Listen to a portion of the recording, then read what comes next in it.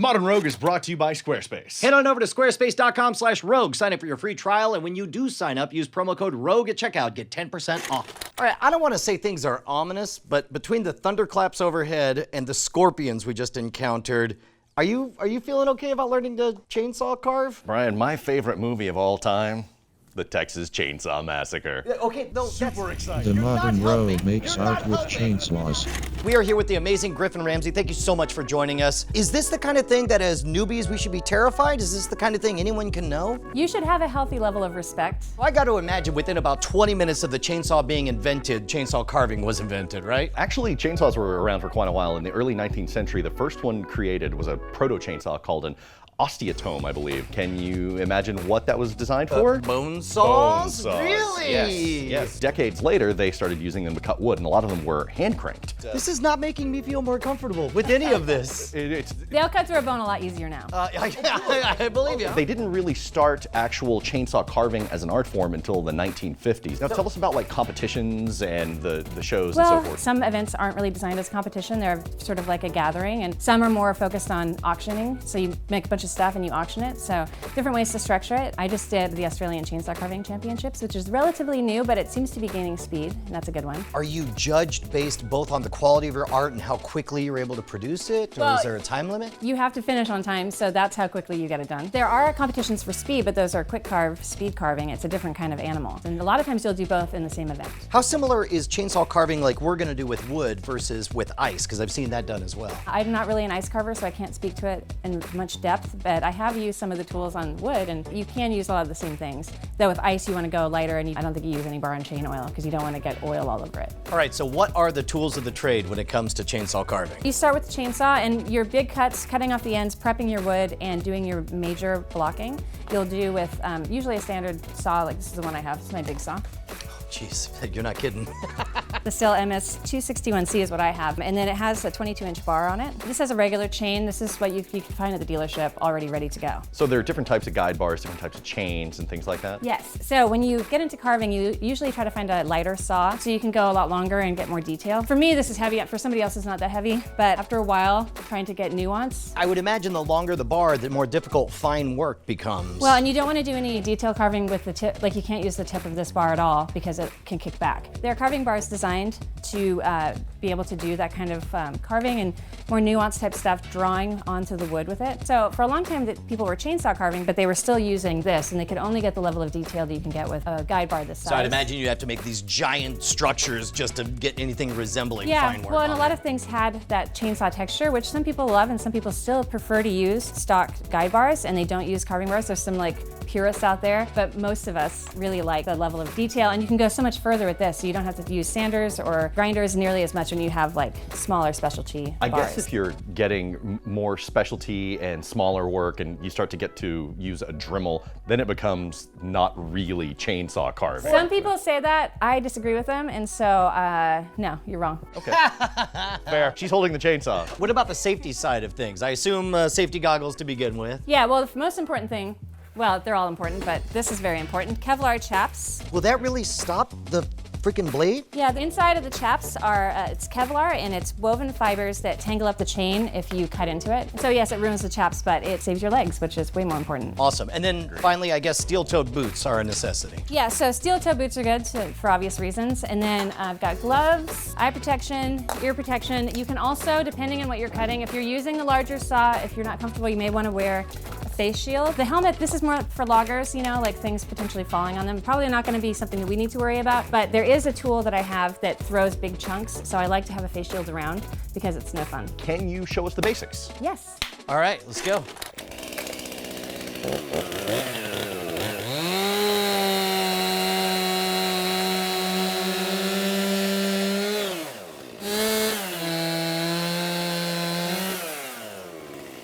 So with the big saw, I'm going to be getting my blocking done, which I want to get rid of as much of the wood that I know shouldn't be there right away. Right. So if I can start to see the shape, I'll be able to have that energy to generate the rest of the carving. And it is a nice way, well, you have the weight of it and the length of it to get a lot of that stuff done right away. If you use the small tools, you can do it, but it just takes forever. And so do you think in terms of like cut out everything from the vertical plane and then etch in sideways? I guess this is what it means to be an artist. Yeah, for me, I feel it more. But when I look at like traditional wood carving books, they're like, you do this first, and then they break it down and they think it way through. I don't do that, but it's, I think, a personal style choice. For this one, I think we had originally talked about doing a little bomb or something together. So I think to show you kind of my process, I'll start making that. But then I brought you your own piece of wood. This is ideal for a wall hanging or something. It's just a slice of a white pine log. And it matters like what type of wood you use for different things? Oh, totally. Well, and there's certain woods that are carvable and some that aren't. White pine, this is from Pennsylvania. I brought it back with me. And that is used by a lot of carvers up there. And it does have a nice uniform color and it's pretty soft. So let me tell you a little bit of my process before I start. I'm going to start by removing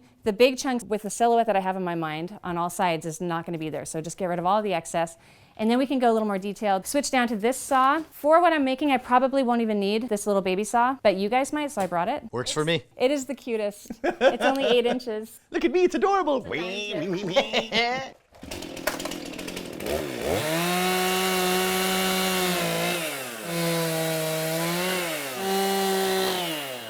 I just peeled off this big piece of bark, and even though the chainsaw can go through it, you usually want to pull it off because it dulls out your chain a lot faster. Got it. Another tip.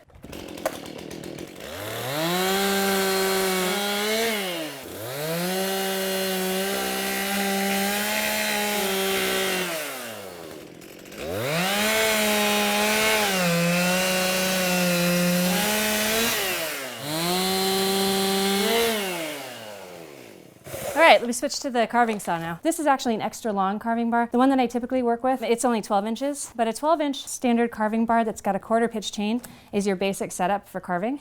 And it is really the most versatile, and you can do most of everything you need with just that if you want to start off trying to carve. With that little dime tip 8-inch carving bar, I don't even need to use a die grinder half the time, which is like a big Dremel. You can do a lot of it with that now, and it's so much faster. Oh, wow. Chainsaw is the fastest, most versatile tool, and the further you can go with the chainsaw, The less time you have to spend on the fine details. Got and it. if you would try to make money with it like I do, time is everything. For sculpting, it helps is when you make sure you have a nice clear line where one object starts and one ends. So the base will come up to meet the bomb. And that's where this will be helpful to get that little crease in there. Right, okay, I gotcha. But yes, it's much lighter. It's like 7 pounds. I was kind of worried that you were going to try to carve something spherical, and I'm imagining it rolling around and you chasing it all around with the Yes, chainsaw. and actually I screwed this piece of plywood up to the bottom and then screwed it down to the table. That is the cheap and easy way to hold your piece steady. When you want to cut, like say across the top, you jab these little grabbers into the wood and it'll kind of give you like a nice straight line. So it's not like you have 2 hands and you're swinging like this. It's like you hit the point and then you just pivot along the one hand. Yes, I should actually tighten this chain a little bit. As it heats up, it starts to stretch. For carving, it doesn't matter so much if it's loose, but I kind of prefer it to have the little teeth at least grabbing the groove in there. So I don't take it all the way off, I'd loosen it, but Oh yeah, and you could just watch it tighten right up. yeah.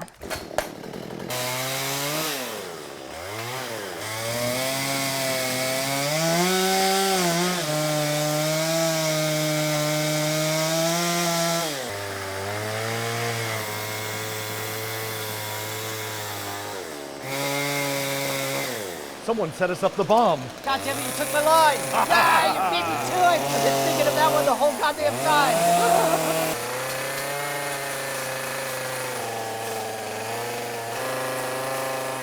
Oh, we couldn't see the other side. That's fantastic. Yeah, so then what I was thinking, I don't have any black with me, but I brought stuff to burn. I love it. I like love all of burning that. things. You know what's an embarrassment? Your previous haircut. Yes, okay, that and also the fact that we have squarespace.com as a sponsor, but we don't have a Squarespace website right now. If you go to themodernrogue.com, you can see it just takes you to a playlist of all of our Modern Rogue episodes. We got to make something beautiful, fast. Who's that handsome devil surrounded by tacos?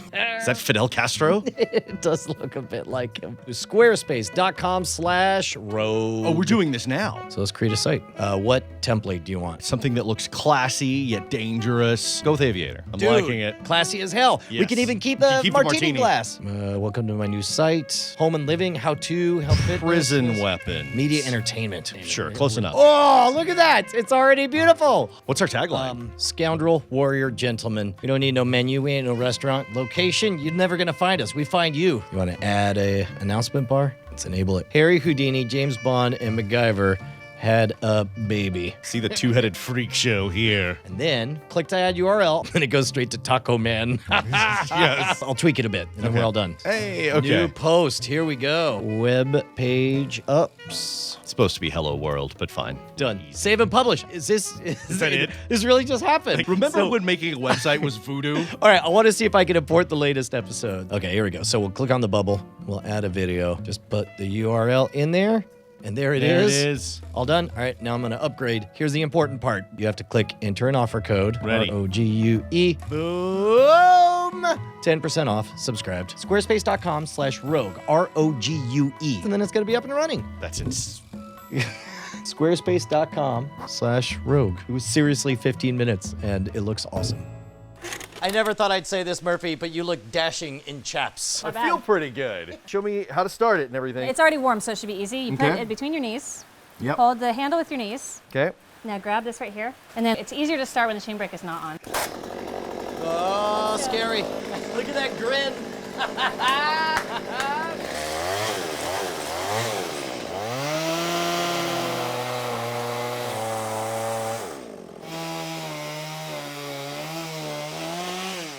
That's not terrifying. Stop. Come around the other side.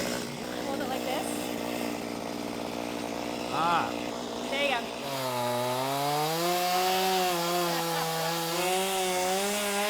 All right, stop. This is not your fault. It's getting a little rickety, so we have to reinforce it. But come over here. Granted, it's not maybe the sharpest, but it should be sharp enough. It doesn't help to saw. Just bear down more. Okay. And hold steady. Okay. And the weight of the saw, if you let the weight of the saw pull, it should be able to make the cut without as much of you having to force it. Gotcha. And it keep this arm as straight as you can, because that'll give you the most This arm here? Always wrap your thumb around this. Keep your thumb wrapped around. Yeah. Because if you hold it like this, it could fly back. So what do you think? I dig it. It's good, It's right? fun. It's a power trip. It is. And the saw cuts much more smoothly than I thought. It really just kind of slides into it when you're doing it right. Sometimes when it catches, it's because you're pushing on the bar in a weird way. If you try to keep your bar straight, whatever direction you're going, Gotcha. instead of cocking it, because then it creates a pinch. As you play with it more, you'll start to feel it. Yeah. And when you start to feel the resistance, you'll balance yourself better. Yeah, It's like when you're driving in a screw. When you're lined up on the drill totally straight, It starts to become kind of intuitive. You know how to Yeah. to respond to it. That always makes me nervous. Jason, keep this arm straight as much as you can. It's not possible all the time.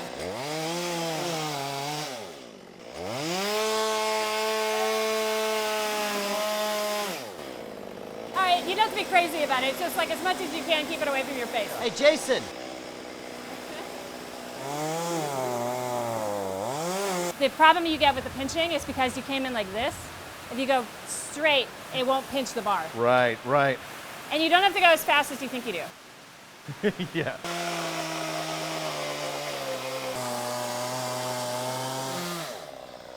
Yeah!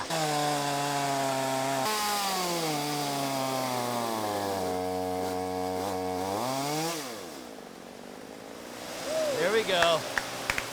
Can we just take a moment to see the less than ideal conditions under which we're shooting right now? I could not be more terrified.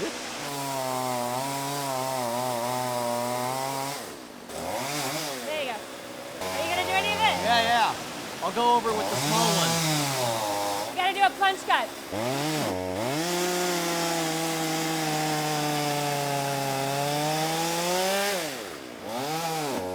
I love how people, I do that too, they get air moist. They keep sawing. They keep thinking it's a real saw. Yeah.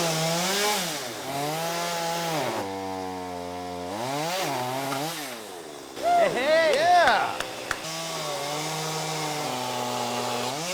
It's interesting how powerful it is, but also how easy it is to fall into the sawing motion. Oh, I know, we were just watching you. Yeah, It doesn't make it easier. Yeah, like No, it's it not a makes it saw. It's harder. not a saw. It makes it harder to Yeah. do that, actually. You gotta just trust the weight of the saw and just keep it as smooth as possible. The thing that you had the hardest time is, granted, it's because it's on a cocked angle. It's just not getting it pinched. Yeah. The more you move, the more you open yourself up to that. Well, I kept trying to correct, and that's not the right way to do it. Yeah. So don't like twist, when you're in there. Oh, yeah, no. But you can twist enough to find where it's smooth. And then I noticed too, you would get certain speed, let off of the throttle. Yeah. But then it would get stuck. So you Right. got to keep the throttle up a little bit. And your body gets more in tune with the saw. Yeah, and you got to just kind of let it do its thing if you're on the right track. you Right. know, just- Unless that thing is carving into your body. Right. let it do that. Unless it really, really wants to.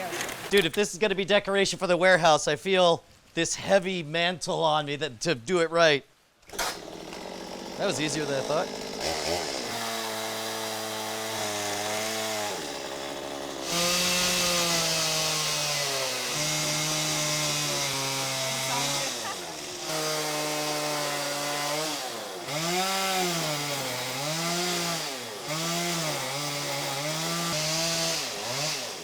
Nice. Yeah.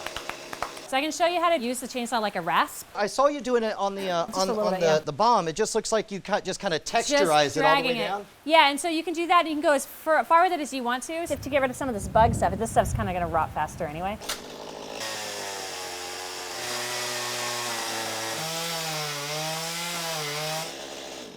All right. So, okay, so now we're at the point where we want to do more fine work, right? Yeah. You may round off this, or you like it blocked? I like it blocked. Okay, all right, we'll leave it.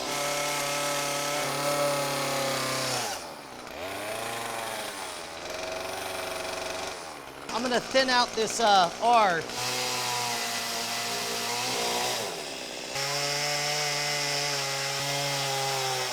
He'll spend all day on this if we let him. Another trick is if you hold it at a 45-degree angle to the grain, Okay. it won't catch as easily. Okay. And if you catch it a little bit, go the opposite direction, 45 degrees.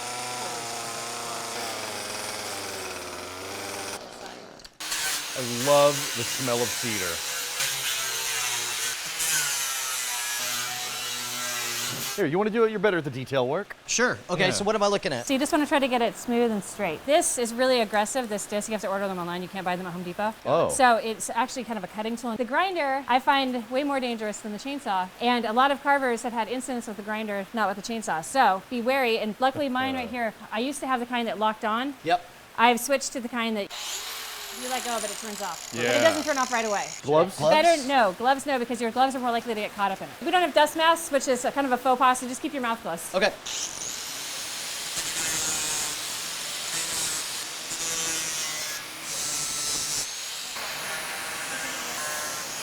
Okay, so let's light things on fire.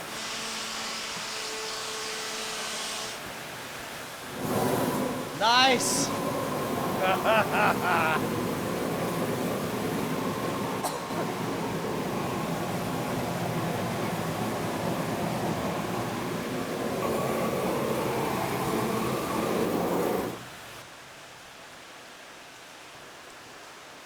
All right, Jason Murphy. Do I pull the trigger to do it? Yeah, I guess so, huh?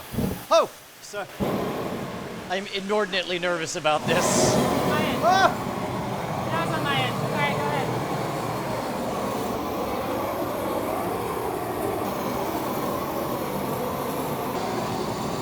Because that's going to be your shadows. That's good. I think we're real good. And then you can take this guy if you want to do some get some of these creases, because unfortunately the creases don't burn as quickly as the outside, but you can actually go a little deeper than you think, because with the flap sander, it'll take this first one off almost immediately. The areas you want more shadows in, like if you're creating depth, you want those to burn a little harder.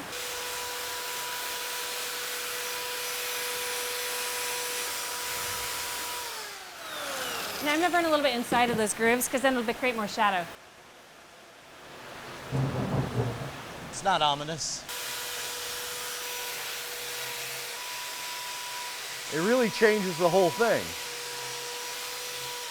So I do think that some of this area you guys didn't burn very deep. So if you do take the flap sander over it, it'll kind of create a softer texture to it. Okay. And then this stuff has a chance to make it stand more out and be more three-dimensional.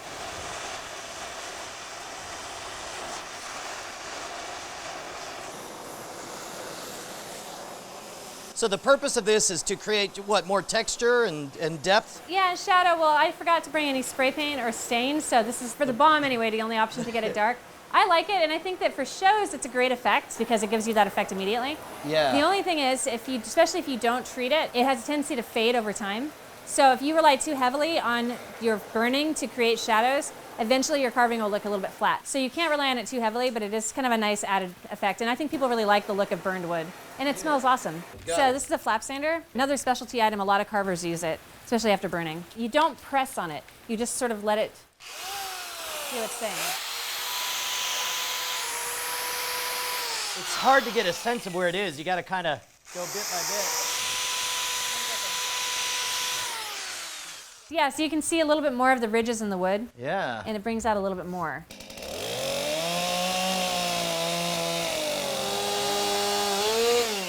Holy cow, Griffin, that was extraordinary. You guys did really well. Of all the things I expected, to actually like what we made was not on them. I thought this was going to be something that my parents would pretend to put on the refrigerator. It's an ashtray, Mom. Yeah, and then they lost it forever. All right, Griffin, where can we see more of your wonderful stuff? Well, you can find my carving work at youtube.com/Griffon Ramsey. Right on. It's Griffin with an O. And R-A-M-S-A-Y? E-Y. E-Y, don't. You're so bad at this. I am the worst. I'm gonna have beer, and then it's gonna work.